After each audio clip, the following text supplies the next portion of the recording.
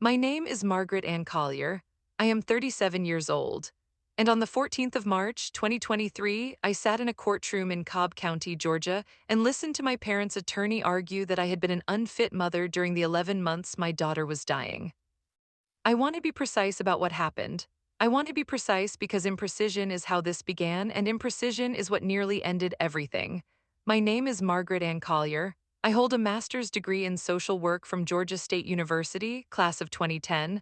I have been a licensed clinical social worker in the state of Georgia since June of 2011. I have worked for 12 years in pediatric oncology support services at Northside Hospital in Atlanta, Georgia, a position I have held without disciplinary record of any kind. I know what crisis looks like from the inside. I have sat with 81 families at the absolute bottom of what a human being can experience, and I have helped them find the next step. I am telling you this not to impress you. I am telling you this because what I am about to describe happened to a woman who knew better, and knowing better was not enough. On August 9, 2020, my daughter Nora Jean Collier, age 7, was diagnosed with acute lymphoblastic leukemia at Children's Healthcare of Atlanta at Scottish Rite, located at 1001 Johnson Ferry Road, NE, Atlanta, Georgia 30342. The oncologist was Dr. Patricia Huang. The diagnosis was confirmed by bone marrow biopsy on August 11, 2020. The treatment protocol was standard pediatric all-induction therapy, meaning approximately 28 days of inpatient chemotherapy followed by consolidation, maintenance, and close outpatient monitoring. Dr. Huang told me in room 412 of the oncology ward at approximately 4:15 in the afternoon on August 11, with the blinds half open and a paper cup of cold coffee on the windowsill that I had not drunk, that the 5-year survival rate for Nora's specific subtype was 87% with full protocol compliance. She said it clearly. She said it the way professionals say difficult things clearly to other professionals. I heard her. I wrote it down in the navy blue notebook I keep in my left jacket pocket during every difficult conversation I have ever had, professional or otherwise. 87%, full protocol compliance. Welcome back to Calm Drama Stories. This is where we share real-life inspired tales of family conflict, betrayal, and the quiet strength it takes to stand your ground. If these stories speak to you, drop a comment and be sure to subscribe. I was, at the time of Nora's diagnosis, 34 years old and 7 months separated from my former husband, Daniel Reeves, who had relocated to Phoenix, Arizona in January of 2020 following our separation in October of 2019.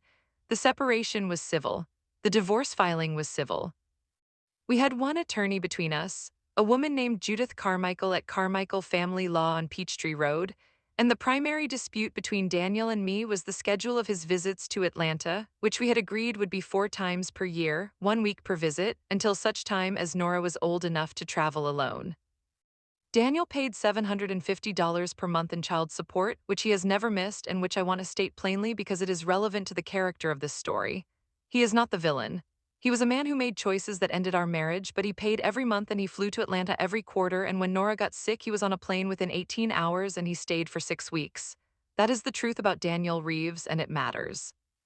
My parents are Robert William Collier, age 68, retired regional manager for Home Depot, and Susan Margaret Collier, née Hargrove, age 66, retired elementary school principal. They live at 4412 Whitmore Lane, Marietta, Georgia 30068, in a house they have owned since 1986. The house has 4 bedrooms. It has a finished basement and a swimming pool and a detached 2-car garage that my father converted into a workshop in 2003. I grew up in that house. I know every room. I know which drawer in the kitchen sticks and which window in the upstairs hallway rattles when the wind is from the north, and I know the sound the 3rd stair makes at midnight. I knew that house the way you know a thing you have never had reason to question. I am going to be precise about what my parents offered and what they withheld, because the two are inseparable. On August 13, 2020, 2 days after Nora's diagnosis was confirmed, my mother called me at 7:41 in the morning. I was in the parking garage of Scottish Rite, sitting in my car before going up, eating a granola bar from the dashboard. She said, "We want you to know we are here." She said, "Whatever you need." She said, "We can take shifts at the hospital, we can bring food, we can help with anything." I said, "Thank you." I said I would call when I knew more about the schedule. I wrote the time and the content of that call in the navy blue notebook. Whatever you need, whatever. The inpatient phase of Nora's treatment lasted 31 days. My parents came to the hospital 6 times during those 31 days, not 6 times per week, 6 times total. My mother brought food twice. My father came once, stayed 40 minutes, said he had a doctor's appointment. I did not count these visits with any accusatory intent at the time. I was not keeping score. I was keeping a medical log of Nora's vitals, a medication schedule, a list of questions for Dr. Huang, a list of names and phone numbers for the social work team, a list of Nora's preferences for food when she could eat and television when she could watch, and which stuffed animals she wanted on which side of her bed. I did not have room in my head for counting my parents' visits. Nora was discharged on September 12, 2020. She came home to our apartment at 2240 Northside Drive, Atlanta, Georgia 30305, apartment 14C, a two-bedroom on the 14th floor. She was thin and bald, and she had a central line port under her left collarbone, and she wore a gray cotton headband that she had picked out herself from the hospital gift shop because she said it felt like wearing a cloud. She got into her bed. She looked at her stuffed rabbit, whose name was Elliot, and she said, "Hi, Elliot, I'm back." That is a direct quotation. I wrote it down at 11:47 on the morning of September 12, 2020. The outpatient phase of treatment required that Nora attend clinic at Scottish Rite every Monday, Wednesday, and Friday for blood work, vital monitoring, and medication administration. It required that she not be exposed to any individual with a known infectious illness. It required that she be kept from large public gatherings during periods of low white blood cell counts, which were frequent and unpredictable. It required a specific nutritional protocol, a list of prohibited foods, a list of medications she could not take even over the counter, a list of symptoms that required immediate emergency room contact. It required a caregiver present in the home at all times when Nora was not in clinic. I was that caregiver. I requested and was granted a leave of absence from Northside Hospital beginning September 15, 2020. My supervisor, Karen Osai, approved the leave without hesitation. The leave was unpaid as I had exhausted my FMLA and paid leave during the inpatient phase. The leave covered my position through December 31, 2020 with the option to extend. My income during that period was zero. My savings as of September 15, 2020 were $18,412 held in a savings account at Regions Bank on Peachtree Battle Avenue. My monthly expenses, including rent, utilities, groceries, car insurance, and Nora's non-covered medical costs, were approximately $3,200 per month. On September 18, 2020, I called my parents and I asked for help. I want to be precise about what I asked for. I did not ask for money first. I asked if one of them could come to the apartment on Tuesdays and Thursdays, the 2 days between clinic visits, so that I could run errands, fill prescriptions, go to my own necessary medical appointments, and occasionally sleep for more than 3 hours without Nora being alone in the apartment. I asked if this was possible. I asked in those words. My mother said she would talk to my father. She called back 4 hours later. She said they had discussed it and they felt it would be too hard for them emotionally to see Nora in this condition on a regular basis. She said it would be too much for them. She used that phrase, too much for them. I set the phone on the kitchen counter and I looked at it for approximately 30 seconds. I did not say anything. Then I picked it up and I said, "I understand." I said goodbye. I wrote the time, the date, and a summary of the conversation in the navy blue notebook. Too much for them. I want to note that my daughter was 7 years old and she was the one with cancer.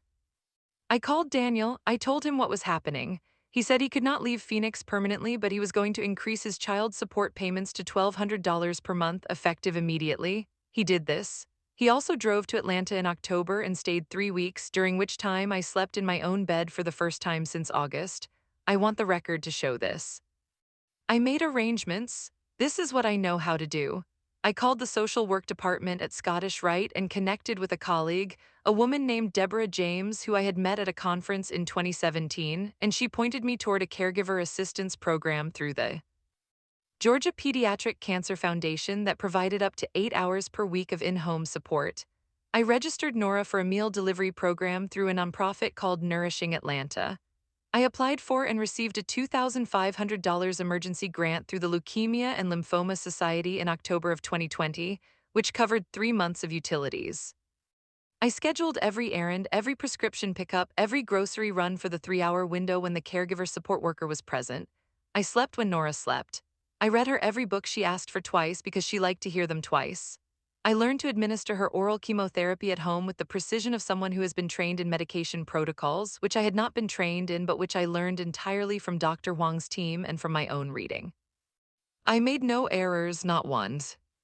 Between September 2020 and July 2021, my parents visited our apartment 7 times. I am not counting telephone calls, I am counting physical presence in our home. 7 visits in 11 months. 3 of those visits were holiday occasions: Thanksgiving, Christmas, and Easter. The other 4 were visits that lasted between 40 minutes and 2 hours. During 2 of those 4 visits, my mother suggested that Nora might recover more quickly if she were staying in the Marietta house, where there was a yard and more space and where my parents could, in her words, really be there for her. During those conversations, I looked at my mother and I held my own hands in my lap and I said, Nora's medical team requires continuity of environment during active treatment. That is what I said. I said it both times. My mother nodded. My father looked at the window. In February of 2021, I returned to work part-time, 12 hours per week on Wednesdays and Fridays, during Nora's clinic visits because I could not pay my rent. I arranged for a neighbor, a retired woman named Gloria Ashworth in apartment 14A, to wait with Nora in the clinic waiting room during those shifts if Nora was done before I returned. Gloria did this voluntarily and without compensation, and I want her name in this account because she deserves to be named. In April of 2021, Nora's most recent bone marrow results showed complete remission. Dr. Huang used the word remission. She said it carefully. I wrote it down. I cried in the parking garage of Scottish Rite for approximately 8 minutes alone with the windows up, then I drove home. On May 3, 2021, my mother called. She asked how Nora was doing. I said remission was holding. She said, wonderful, we are so relieved. She said we should all have dinner. She said, bring Nora out to Marietta. Daddy wants to see her. I said I would check with Dr. Huang about the outing. My mother said, Margaret, she is in remission. Surely you can relax a little. I wrote down the date and the time and the words, relax a little, surely. I do not hold that sentence against my mother alone. I hold it against the 11 months that preceded it. In June of 2021, Nora transitioned to maintenance therapy, which meant monthly clinic visits and oral medication at home. In July, Dr. Huang cleared her for normal social activities with standard precautions. Nora went back to second grade in September of 2021. She wore her gray headband on the first day because her hair was still growing back and she said it still felt like a cloud. She made a best friend named Camille within 3 weeks. She joined the school's art club. She had a painting of a horse hung on the refrigerator that she was extremely proud of. My parents began calling more frequently in the fall of 2021. My mother called every Sunday. My father called occasionally on weekday evenings. They invited us to Marietta for Thanksgiving 2021. I brought Nora. She ran around the yard with their dog and ate 3 servings of mashed potatoes and fell asleep on the couch before 7 o'clock. My mother took photographs. My father put one on his phone's lock screen. It was a good evening. I sat with that evening very carefully. I let it be a good evening without making it into something it was not. In January of 2022, my mother said something to me that I also wrote down in the notebook, the same navy blue notebook, which by that point had 41 pages of entries. She said, we want to be more involved in Nora's life going forward. She said, we feel like we missed so much. She said, we want to make it up to her. I set my coffee cup on the table. It made a small sound on the wood. I looked at my mother for a moment. I said, I appreciate that. She smiled. She reached across the table and put her hand on mine. I did not say what I was thinking. I am going to write it here instead because this is a formal account and the thought is relevant. I was thinking you did not miss it. You chose not to be in it. Missing something implies absence without choice. I did not say this. I am a licensed clinical social worker. I understand the difference between what is true and what is useful.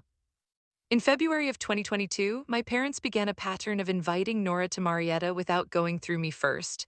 My mother would call Nora directly, on the iPad I had given Nora for hospital entertainment, and ask if Nora wanted to come for the weekend. Nora, being 8 years old and deeply fond of her grandparents' swimming pool and their dog, always said yes. I would then receive a call from my mother informing me that Nora wanted to visit and asking if I could drop her off Friday afternoon. I want to be precise, this pattern did not begin as a conflict. It began as a scheduling inconvenience. I redirected it 3 times, politely explaining that overnight invitations should come through me first. My mother agreed each time. The pattern continued each time. In April of 2022, my father said something to me in the driveway of the Marietta house when I arrived to pick up Nora from a Saturday visit. He said, you know, Margaret, you need to let that child breathe. He said it while he was closing the tailgate of his truck. He did not look at me. I stood by my car door. I said, I'm sorry. He said, you keep her so tight. He said, she needs to run around. She needs to be a normal kid. He said this to the tailgate. He was rearranging something in the bed of the truck. I looked at him for a moment. I said, she has a maintenance therapy appointment on Monday. He said, I know she does. I didn't say anything about that. I said, no, I know. I said, have a good night, Dad. I got in the car.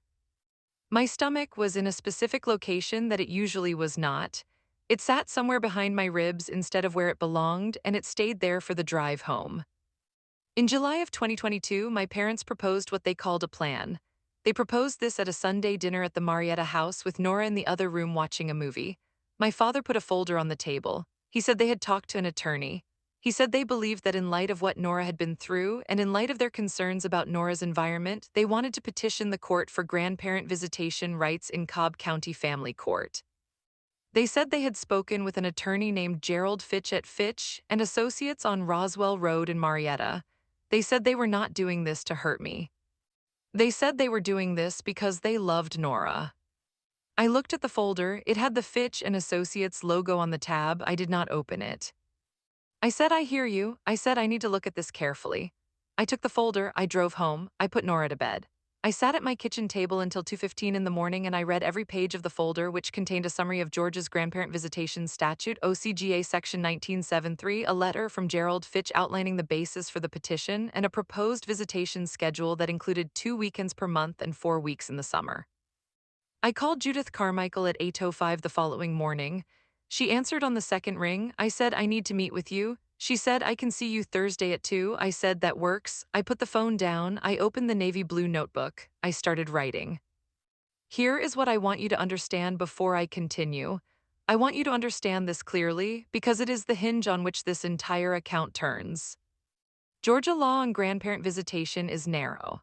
In order for a grandparent to be awarded visitation rights over a parent's objection, the court must find that visitation is in the best interest of the child, and it must find that one of several specific threshold conditions has been met. One of those conditions is that the child has lived with the grandparents.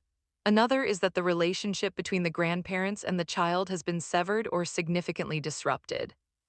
My parents were arguing a third condition, that the parent was in some way harming the child's well-being. They were arguing through Gerald Fitch's letter that my management of Nora's illness had been so restrictive, so controlling, so isolating that it had caused Nora emotional harm. They were arguing this. I want to be sure this is clear. They were arguing that I had harmed my daughter by caring for her myself.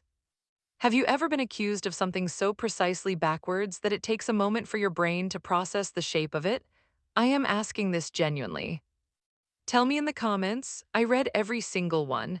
And if you haven't subscribed yet, now is the time because what happens next is the part I've been building toward this whole time. Judith Carmichael is 61 years old. She has been practicing family law in Atlanta for 33 years. She sat across from me on the afternoon of July 21, 2022 in her office on Peachtree Road, and she read Gerald Fitch's letter without any change in expression. When she finished, she put it on the desk in front of her and she folded her hands. She said they are going to have a difficult time with this. She said Georgia courts give enormous deference to fit parents. She said there is nothing in your record, your medical record, Nora's medical record, your professional record, that suggests anything other than exceptional parental care. She said, what is in your favor is everything. She said, what is in their favor is sympathy and a grandfather's truck. I said, what do I do? She said, you document. She said, you have been documenting already, haven't you? I said, yes. She said, keep doing it. She said, let me call Fitch. She called Fitch while I was sitting there. She put him on speakerphone. She told him her client had received the letter and was prepared to respond formally if the petition was filed. She told him in the measured and specific language that 33 years of family law produces that a fit parent's decision-making rights are constitutionally protected under Troxel v. Granville, a 2000 United States Supreme Court case that applies directly to grandparent visitation statutes, and that any petition filed in Cobb County would face a substantial legal burden. Fitch said he understood. He said his clients were sincere in their concern for Nora. Judith said she did not doubt that, and that sincerity did not constitute a legal basis. The call lasted 11 minutes. She billed me for a 1-hour consultation at her standard rate of $350 per hour. I paid it. I drove home. I ordered Nora's favorite dinner, rotisserie chicken from the Boston Market on Howell Mill Road, and we ate it at the kitchen table with the television off, which is what Nora always wanted because she liked to talk at dinner without competition. She told me about a book she was reading. She told me about a disagreement she had had with Camille that had been resolved. She told me she wanted to be a veterinarian when she grew up or possibly an artist and that she had not decided yet. I said, "You have time," she said, "I know." She ate her corn on the cob with intense concentration. I looked at her. My throat was in a specific configuration that made swallowing difficult, and I was careful with my face because she was right there across the table and she was telling me things, and that was what mattered. My parents filed the petition on August 30, 2022. I was served at my apartment on September 2, 2022 at approximately 9:15 in the morning by a Fulton County process server. The petition cited the following: prolonged social isolation of the minor child during illness, parental interference in the grandparent-grandchild relationship, and parental failure to support the child's emotional well-being during a period of medical crisis. It cited specifically the fact that I had not encouraged Nora to visit the Marietta house during the active treatment period. It cited my request that overnight invitations go through me as evidence of obstruction. It cited my father's observation that I kept Nora too tight. I sat with the petition for approximately 1 hour. Then I called Judith. She said she had already been notified by Fitch's office. She said the hearing would likely be scheduled for early 2023. She said, "Bring me everything." I brought her everything. I brought her the navy blue notebook, which now had 63 pages of dated, timed, and specific entries beginning August 9, 2020. I brought her Nora's complete medical records from Scottish Rite, which I had obtained by HIPAA-compliant request and which ran to 214 pages. I brought her the emails and text messages from my mother, organized chronologically from August 2020 forward. I brought her the documentation from the Georgia Pediatric Cancer Foundation, the Leukemia and Lymphoma Society, the Nourishing Atlanta program, and Gloria Ashworth's written statement, which Gloria had offered without being asked. Gloria's statement said, in part, "I watched Margaret Collier care for her daughter every day for 11 months without a single day's rest, and I have never seen a mother love a child more steadily than that." I brought Judith the protocols issued by Nora's medical team at Scottish Rite, each signed by Dr. Patricia Huang, specifying the required precautions during treatment and the reasoning for each restriction. I brought her a letter I had requested from Dr. Huang directly, which stated that the care and compliance demonstrated by Nora's parent throughout the treatment period were, in Dr. Huang's professional assessment, exceptional and directly contributed to the quality of Nora's outcome. Judith read everything. She took 4 weeks. She called me on October 28, 2022, and she said, "Margaret, I have been doing this for 33 years and this is one of the cleaner cases I have seen." She said, "They have nothing." She said, "The question is whether you want to settle before the hearing or let this go to the judge." I said, "I want to go to the judge." She said, "All right." She said, "I want to prepare you." She said, "Whatever the outcome, this is going to be a difficult thing to sit through." She said, "Are you ready for that?" I said, "I have been ready for this since September of 2020. She was quiet for a moment. Then she said, "I know you have." The hearing in Cobb County Family Court was scheduled for March 14, 2023 at 9:30 in the morning, before the Honorable Judge Sandra Reyes, Courtroom 4B at the Cobb County Justice Center, 70 Haynes Street, Marietta, Georgia 30090. I wore a dark blue suit. I had bought it in 2019 for a professional conference and I had not worn it since. I had my navy blue notebook in the inside breast pocket of the jacket. I sat at the respondent's table with Judith to my left. My parents sat at the petitioner's table with Gerald Fitch. My mother was wearing a cream-colored blazer. My father's collar was too tight and he was pulling at it slightly. I noticed this the way you notice things when you have nowhere else to look. Fitch presented his case for 1 hour and 20 minutes. He called my father as a witness. My father testified that he had observed Nora to be anxious and withdrawn, that she did not seem like a normal child, that he believed this was a result of overrestriction by her mother. He testified that on multiple occasions he had attempted to visit and had been discouraged from doing so. He testified that he loved his granddaughter and only wanted what was best for her. Judith cross-examined my father for 38 minutes. She asked him to identify the date of Nora's diagnosis. He said August. She asked him to identify the date of Nora's discharge from Scottish Rite. He said he wasn't sure. She asked him to identify the number of visits he had made to Nora during her inpatient stay. He said several. She entered the visitor log from Scottish Rite, which the hospital had produced in response to a records request, showing my father's name present on one date, September 2020, for a duration of 42 minutes. She asked him if that was accurate. He said he wasn't sure about the exact number. She entered the Scottish Rite visitor log without further comment. Fitch called my mother as a witness. My mother testified that she had offered many times to help with Nora's care and had been refused. She testified that I had been cold and unresponsive to family support. She testified that she believed Nora needed her grandparents. She testified that she had always been there for her daughter. She used those words, always been there. I have a specific practice I use in difficult professional moments. I focus on the physical object nearest to me and I describe it to myself in exact detail. The pen on the table in front of me was a black Pilot G2 with a clip on the cap and a grip section that was slightly worn on the left side. I held this detail in my mind during my mother's testimony. I held it the way you hold something that might otherwise fall. Judith cross-examined my mother using the text messages. She read specific messages aloud. August 13, 2020, whatever you need. September 18, 2020, it would be too much for us. February 2021, no text message response to my inquiry about Tuesday and Thursday support, confirmed by the exhibited records showing the message read and unanswered for 6 days.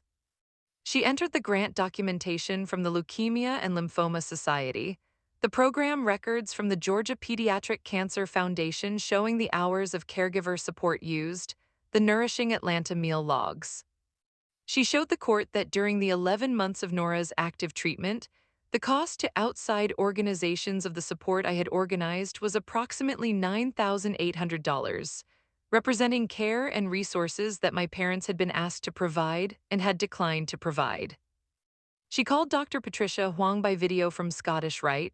Dr. Huang testified for 22 minutes. She testified to the specific medical requirements of Nora's treatment. She testified to the isolation protocols and the precise medical reasoning for each. She testified that the restrictions I had maintained were not excessive, were not emotionally motivated, and were in fact the standard of care as specified in the treatment protocol. She testified that Nora's outcome was excellent, that Nora was in full remission, and that the care environment had been, in her professional assessment, a significant contributing factor to that outcome. Fitch cross-examined her for 4 minutes. He had nothing. Judith called me as a witness. I testified for 31 minutes. I answered every question directly. I referenced the navy blue notebook when specific dates were requested. I described in precise and sequential terms the nature of Nora's illness, the requirements of her treatment, the decisions I had made, and the reasoning for each. I described what I had asked of my parents and what they had said. I described what I had arranged in their absence. I did not cry. I do not say this to suggest it was easy. My hands were cold and my jaw was tight, and there was a place at the back of my throat that felt compressed. But my voice was level because I have spent 12 years learning how to hold a level voice in rooms where the thing being decided is a child's life. Fitch cross-examined me for 20 minutes. He asked whether I acknowledged that my parents loved Nora. I said yes. He asked whether I acknowledged that they had been present at important family occasions. I said yes. He asked whether I had ever refused to allow contact between Nora and her grandparents. I said no. He asked whether I had placed conditions on contact. I said I had requested that overnight invitations go through me first, and that this is standard parenting practice, and that it had been consistently circumvented. He moved on. Judge Reyes heard closing arguments. Judith spoke for 12 minutes, Fitch spoke for 8. Judge Reyes said she would have a ruling within 2 weeks. She issued the ruling on March 28, 2023. I received it by email from Judith at 4:17 in the afternoon. I was at my desk at Northside Hospital, where I had returned to full-time employment in January of 2022. I read the ruling in the staff break room. Judge Reyes denied the petition in full. The ruling is 11 pages. I am going to read the relevant section of the operative paragraph because precision requires it, and because I have memorized it, and because it is the most important sentence anyone has said on my behalf in my adult life. Judge Reyes wrote, "The petitioners have failed to meet the threshold burden required under OCGA Section 1973 to overcome the presumption in favor of the respondent parent's decision-making authority. The evidence presented demonstrates not parental failure but parental commitment of an extraordinary degree. The restriction of contact that petitioners characterize as interference was, in each documented instance, medically necessary and professionally supported." The court further notes that the record reveals a troubling inversion at the heart of this petition. Petitioners seek judicial remedy for a relationship gap that the evidence suggests was substantially created by their own choices during the respondent's period of greatest need. The petition is denied. Each party shall bear their own attorney's fees. I folded the ruling, I put it in my bag, I went back to my desk. I had 3 client files to review before 5 o'clock. I reviewed them, I drove home. Nora was at Camille's house. I called her at 6. She told me they had made friendship bracelets and that hers had green beads because green was her favorite color now. She said she'd be home by 7. I said, okay, be safe, I love you. She said, I love you too, Mom, bye. She hung up before I finished saying goodbye because she was 9 and in the middle of something.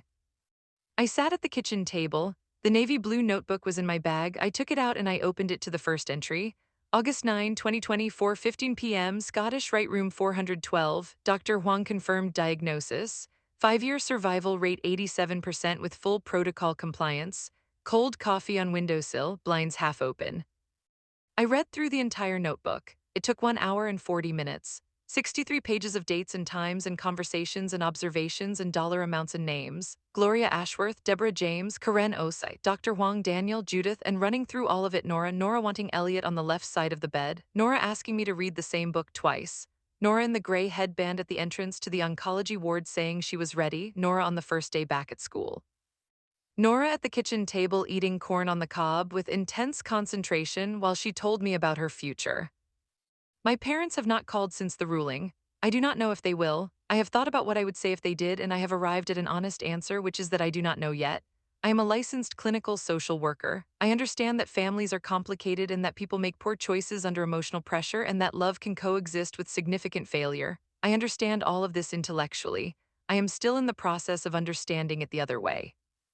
Nora is 10 years old now. She is in remission and has been for 2 years. She attends Morningside Elementary in Atlanta. She has her hair back in full and she wears it in 2 braids when she has art club because she says it keeps it out of the paint.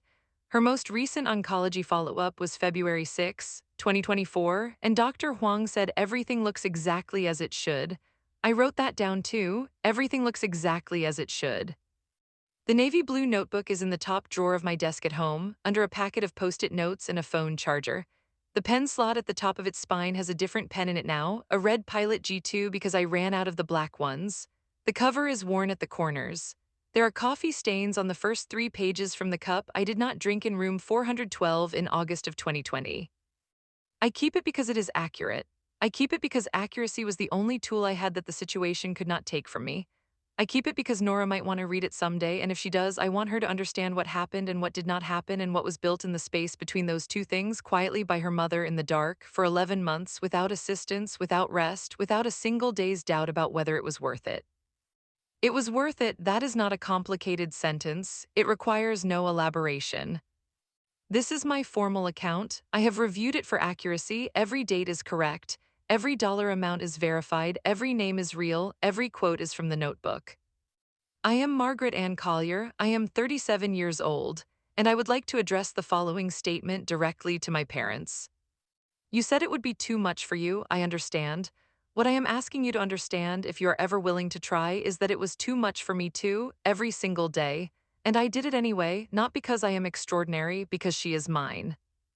Because she was sick and she was 7 years old and she needed her mother to stay. And so I stayed, and I will always have stayed. And no petition filed in any court in the state of Georgia will ever change the fact of what I did and what you did not do, because facts, unlike feelings, are not subject to revision. Nora has a painting of a horse on the refrigerator. She is very proud of it. That is enough. That is more than enough. That is everything. I want to go back to certain things. I want to go back and be more precise because I have told this story several times now to Judith, to Karen Osai, to a therapist I began seeing in October of 2022 whose name is Dr. Renee Fowler and whose office is on Virginia Avenue in Atlanta. And each time I tell it, I find there are things I left out that were not left out on purpose. They were left out because the whole of it is large and I am still learning to see all of it at once. Let me go back to the first month. August 2020, Nora was in room 412 and the room had a window that faced the parking deck and the light that came through it was flat and institutional in the mornings and turned faintly gold in the late afternoon for about 45 minutes before it went gray again. I know this because I was in that room for 31 consecutive days and I watched the light. Watching the light was not something I chose to do. It was something that happened because there were periods between medication administrations and nursing checks and the specific active attention that Nora needed when there was nothing else to look at.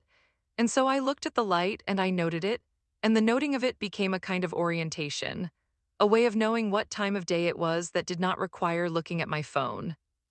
which I was trying not to do too often because I had read that visible phone use by parents in hospital settings can communicate anxiety to children. And Nora was watching me very carefully for anxiety the way children do when they know something is wrong, and they are trying to determine from their parents' face whether they should be frightened. I was frightened. I was frightened in a way that I have no precise language for, and I am a person who believes in precise language. I will try. It was not the sharp fear of a single moment. It was a continuous low-frequency thing that lived behind my sternum and behind my eyes and in the specific way my legs felt when I stood up too quickly, which was weighted and delayed as though gravity had slightly increased. I had the same feeling I recalled when I was a child and we had a dog named Fletcher who was old and sick, and I understood, without anyone saying it directly to me, that Fletcher was not going to be with us much longer. The feeling was not dissimilar. It was the feeling of loving something and knowing that the gap between having it and not having it is being negotiated somewhere by forces you cannot control. That feeling lasted 11 months. In the intervals, I did things. I administered medications. I drove to Scottish Rite. I filled out paperwork. I called the insurance company, Anthem Blue Cross, 17 times between August and December of 2020, and I wrote down the date, the time, the name of the representative, and the outcome of each call in the navy blue notebook because I had learned from 12 years of working with families in crisis that insurance companies resolve disputes more quickly when they understand that the person on the other end is keeping records. The total amount Anthem initially denied and subsequently approved, following 3 formal appeals and 2 peer-to-peer reviews between Dr. Huang's team and Anthem's medical director, was $41,263. That is a precise number. I have the documentation. My parents during those same months were in Marietta. My mother went to her book club on the first Wednesday of every month. I know this because she mentioned it occasionally when we spoke. My father continued to use his converted garage workshop. He was building a dining table from reclaimed oak, a project he had begun in 2019 and which he completed, he told me in a phone call in November of 2020 with some satisfaction in his voice. I said, "That's great, Dad." He said, "You should come see it sometime, bring Nora when she's better." I said, "I will." The table is a fact I return to sometimes. Not in anger exactly, more in the way that you press on a sore place on your arm to see if it's still sore. There is a specific conversation I did not include in my earlier account, and I am including it now because it is relevant to the character of what happened. On November 24, 2020, Thanksgiving Day, my mother called at 12:30 in the afternoon. Nora was in the living room on the couch with Elliot, watching the Macy's parade, which she watched every year not because she was particularly interested in it, but because she had watched it the year before and she was a child who found comfort in things being the same as they had been before. I was in the kitchen making a small turkey breast from a recipe I had found on Nora's protocol-approved food list, which meant no raw vegetables, no deli meats, no soft cheeses, no unwashed produce, and limited spice and salt. The kitchen smelled good anyway. Some things are reliable. My mother called to say Happy Thanksgiving. I said Happy Thanksgiving. She said, "We are going to have a full table here today. Aunt Carol and Uncle Terry are coming and the Hendersons from next door, and it's going to be nice." She said, "We wish you were here." I said, "I know, me too." She said, "Is Nora doing okay?" I said, "She's on the couch watching the parade." My mother said, "That's sweet." She said, "We are having your grandmother's dressing recipe, the one with the cornbread. Daddy made it this year." I said, "That's nice." She said, "We are thinking about you both." She did not ask if we needed anything. I noted this at the time and I wrote it down, and then I set the notebook aside and I made the turkey breast and I cut it into very small pieces because Nora's mouth was still sometimes sore from the chemotherapy, and I put it on a plate with rice and a side of plain applesauce, and I brought it into the living room and I put it on the coffee table, and Nora looked at it and she looked at me and she said, "Mom, it's the whole holiday." I said, "Yes, it is." She said we should say what we're thankful for. I said, "Okay, you first." She thought for a moment. She said, "I'm thankful for Elliot." She held up the rabbit. I said, "What about me?" She said, "You're not thankful for yourself, Mom. You're supposed to say what you're thankful for." I said, "I'm thankful for you." She said, "Obviously." Then she said, "I'm thankful for you too." She turned back to the parade. A large float with cartoon characters moved down Fifth Avenue on the television screen. I sat on the couch next to her. My shoulder was against her shoulder. She was wearing a soft blue sweater because she was often cold then, and she smelled like the unscented lotion I used for her skin and slightly like the particular antiseptic smell that 11 weeks of hospital and clinic visits produces on a person no matter how many times they shower. I noted all of this. I held it.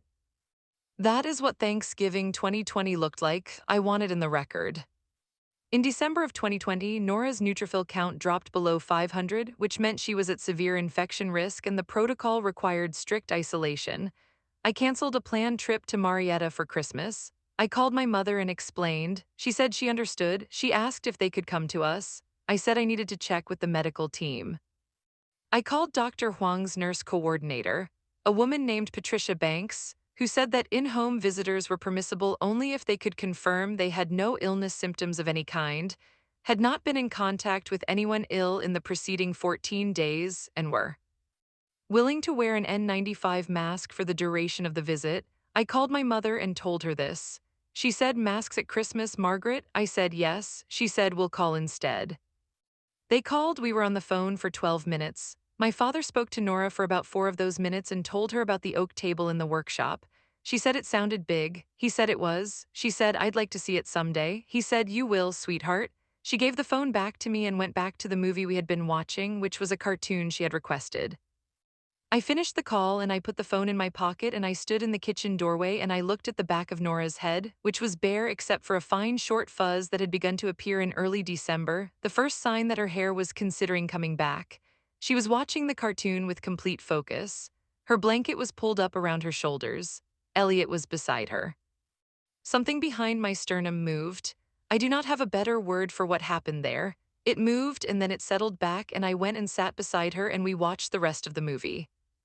The period between January and April of 2021 is the period I find most difficult to account for without distortion, because it was the period of my greatest physical depletion, and in states of extreme depletion, the memory loses its edges and everything runs together slightly.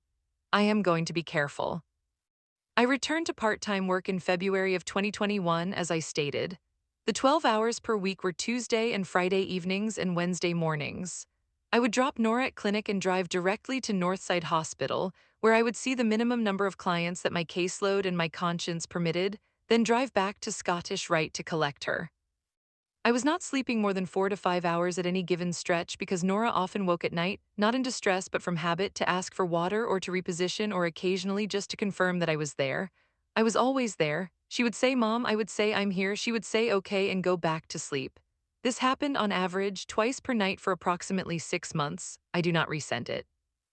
I am including it because it is a material fact in the account of my capacity during this period, and because I want to be clear that I was making all of the decisions I was making, handling all of the insurance, appeals and clinic logistics and financial management and food preparation and medication administration and grant applications, on 4 to 5 hours of sleep per night for 6 months.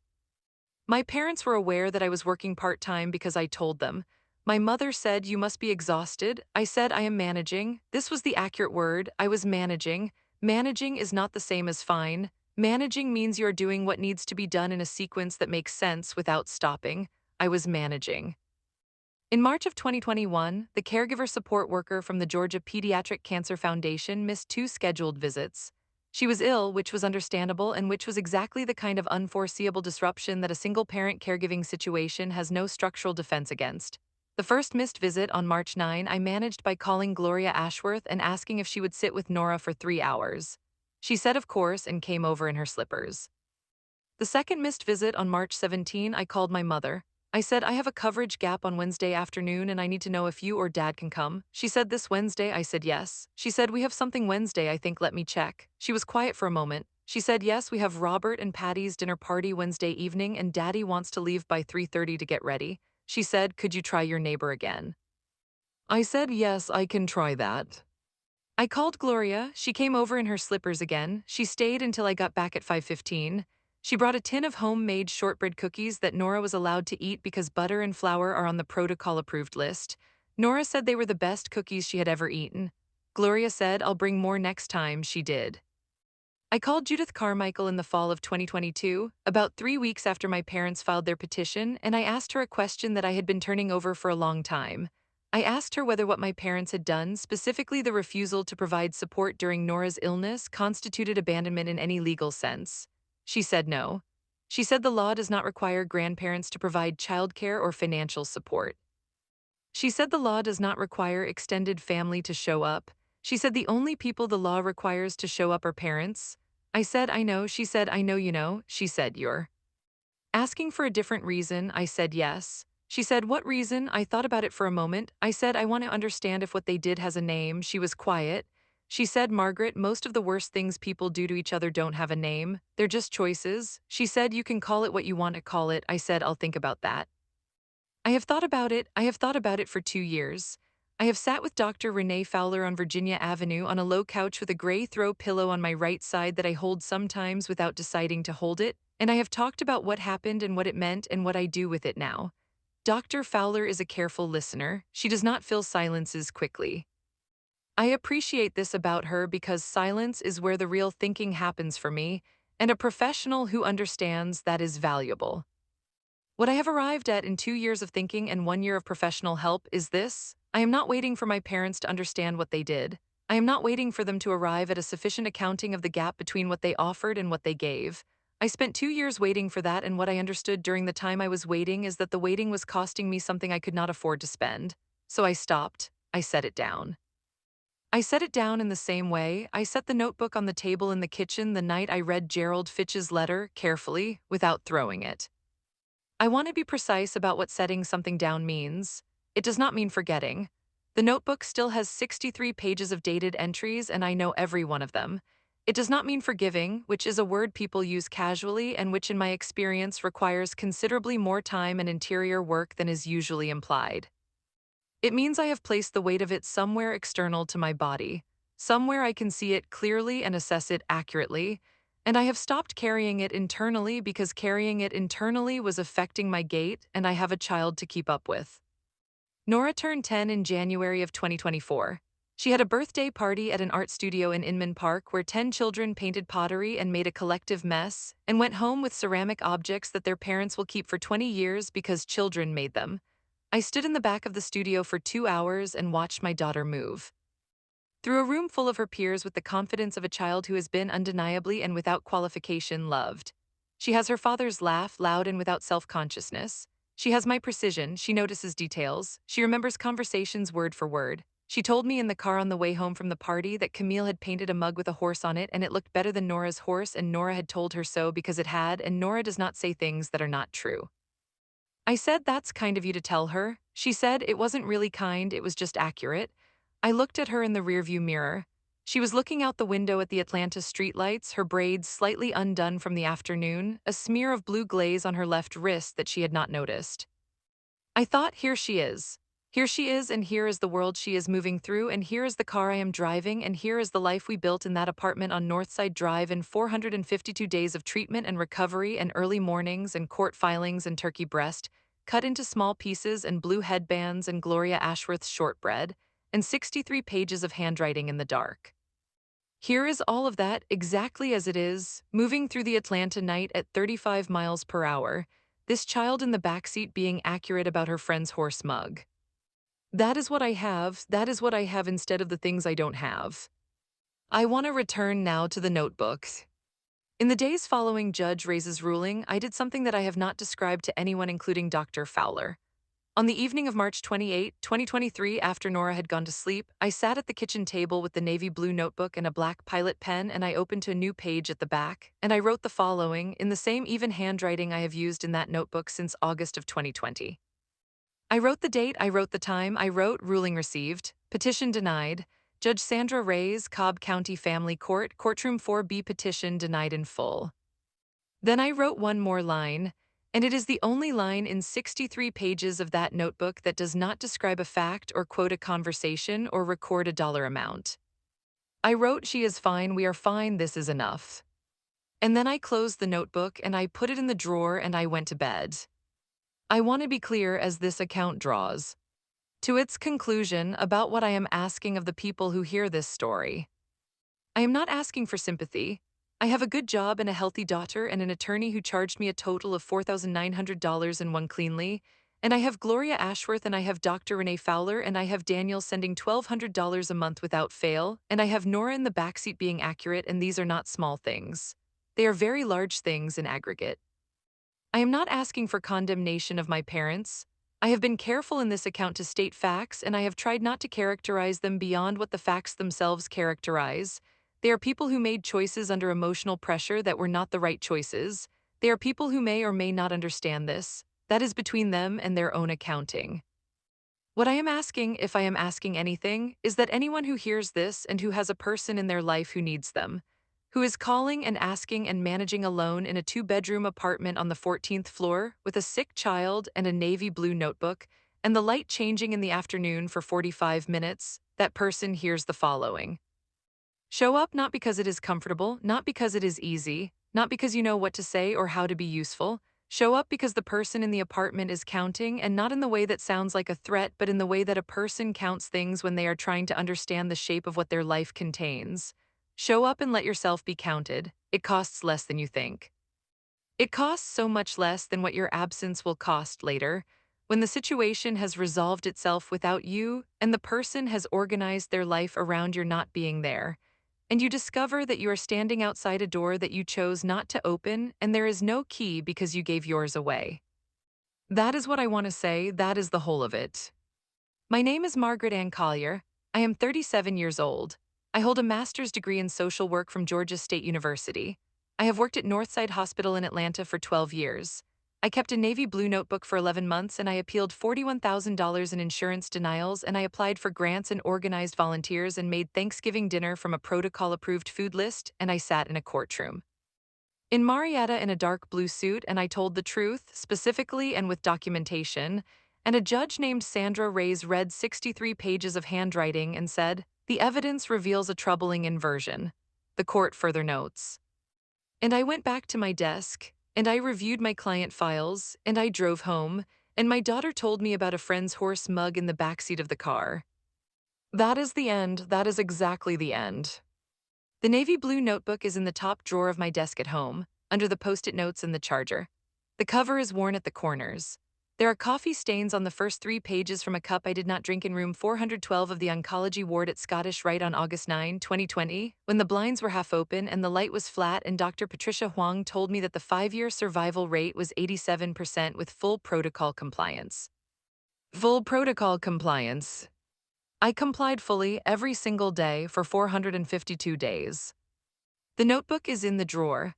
My daughter is in her room with her braids and her horse painting and her best friend Camille and her art club and her future, which is open and uncancelled and entirely, without qualification or asterisk, hers. I am Margaret Ann Collier, and I have said everything I came here to say.